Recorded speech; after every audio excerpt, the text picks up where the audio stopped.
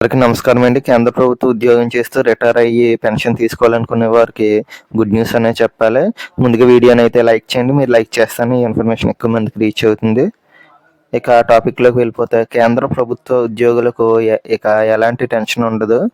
ఉద్యోగ విరమణకు దగ్గర పడుతున్న ఉద్యోగులకు పెన్షన్ గ్రాడ్యుటీ సమయానికి జారీ అయ్యేలా చూసేందుకు మోడీ సర్కార్ అయితే కీలక ప్రకటన అయితే చేసింది. ఈ మేరకు department of pension and pensioners welfare DOPPW మార్గదర్శకాలు అయితే జారీ చేసింది. పెన్షన్ గ్రాడ్యుటీ జారీ విషయంలో ఎలాంటి జాప్యము జరగకుండా చర్యలు చేపట్టింది.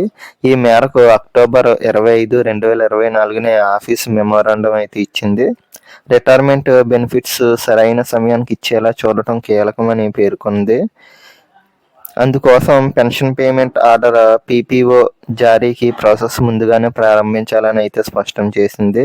దీంతో రిటైరింగ్ ఉద్యోగులకు ఎలాంటి టెన్షన్ లేకుండా పదవి విరమణ చేసేందుకు అవకాశం అయితే లభిస్తుందని పేర్కొంది.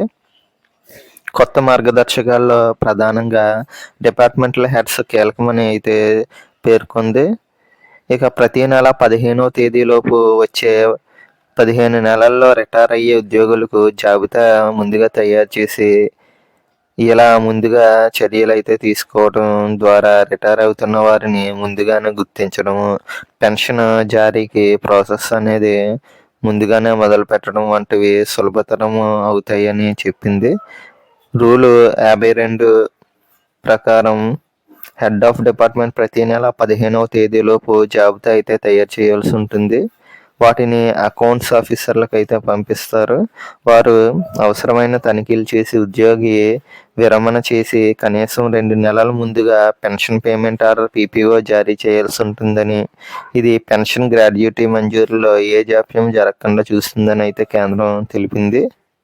ఇక రూల్ 56, రూల్ 57 ప్రకారం రిటైర్మెంట్కు 1 ఏడాది ముందుగానే పెన్షన్ ప్రాసెస్ ప్రారంభించాల్సి ఉంటుందని కొత్త మార్గదర్శకాల్లో గుర్తు చేసింది DOPPW.